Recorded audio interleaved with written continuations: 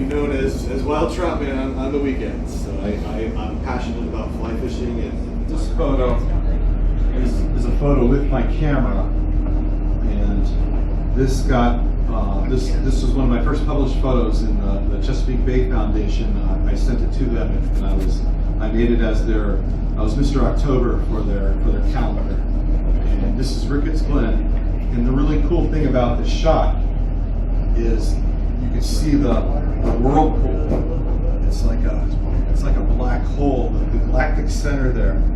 And it was in the fall. It was in October, and these are leaves that were just going around in a circle in the stream. And so I had my camera set up on it was 30 seconds. I kept the exposure open for 30 seconds. So during those 30 seconds, those leaves were going around in that circle, and it made that whirlpool. It's just so cool. A little bit of my background: I started off as a fisherman when I grew up. I grew up right along the riverbanks of the river we're going past here now. We worked all week, and we went to the river a lot on the weekends. And my favorite thing to do was probably fishing at the time. This first fish I have to show you is my favorite fish to catch. This is known as a muskie, and we can pass this around. This is actually the last fish I caught in 2019, and it was the fish I desired to catch for most of my life. And that's a 40-inch fish, and that was caught out of Lowestoft Creek, right down here by the river. I had some alternative methods to get underwater. This is actually one of my favorite ways to collect a lot of the photos and videos I get is with this rock here. I call it a river rock. This is found just about anywhere. And it's rounded. It's a little rounded on the bottom. And what that does is it sits on the bottom of the creek. It's weighed down. And this is my favorite tripod. Out of all the tripods I've ever used, this is my favorite one. I don't have to bring, and I don't even have to really bring this with me. I can show up at the creek and bring my little sticker with the attachment on it. That fits right in my pocket. I attach it to a creek rock or wherever I want to film. And this is how I get most of my footage. I had this really inexpensive tripod that I had a camera on, trying to save a few bucks. And the camera's heavy, the lenses are big.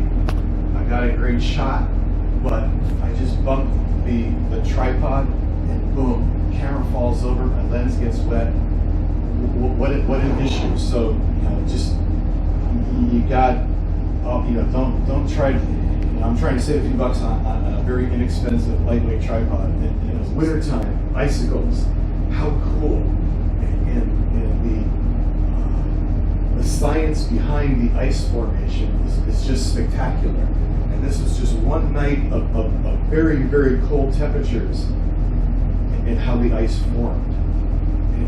It looks like a wine glass or a bell, and it's just got the stream below it, and this is like a branch, where the branch would keep moving down, and it would keep getting little droplets of water on there and coming back up. And it's like the stalagmites and the stalactites, and the formation of ice. It's like the same concept, like in reverse. The water was coming up.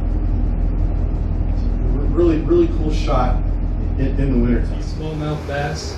I'm on Lowestoft Creek, and I have a larger camera stick with me.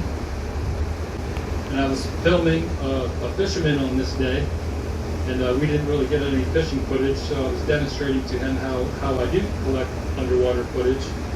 And this is in the rapids. I couldn't see through the water. It was very murky on this day. So I stuck my GoPro in, and I'm showing the fisherman how I obtained the footage. And when I pull the video out, we can review the footage afterwards. I can't see it while I'm recording. And we were surprised that there was 50 bass, and they were following my GoPro for maybe 200 yards down the creek. And I had no idea they were there. I had polarized sunglasses on, the whole 9 yards, and we never knew they were there.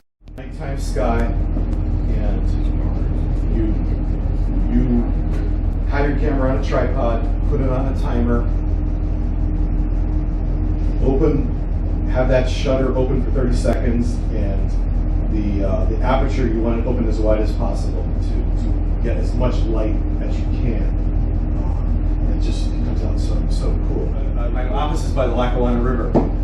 It's an amazing wild trout fishery. And I was there. Sometimes I play guitar, or I camera with me, and I was watching this mink across the other side of the river. And as I was watching the mink, getting ready to take a photograph of the mink, this Cooper's hawk dive bombed the mink. And the mink went flying into the Japanese knotweed and got away. An invasive species that we see everywhere on the water. And this Cooper's hawk just had its wings outstretched for like 2 or 3 minutes on that log, trying to intimidate that mink. It wanted it as it wanted it for dinner. It didn't get it, but it's just what a cool moment. I stick my GoPro in the base of a turtle.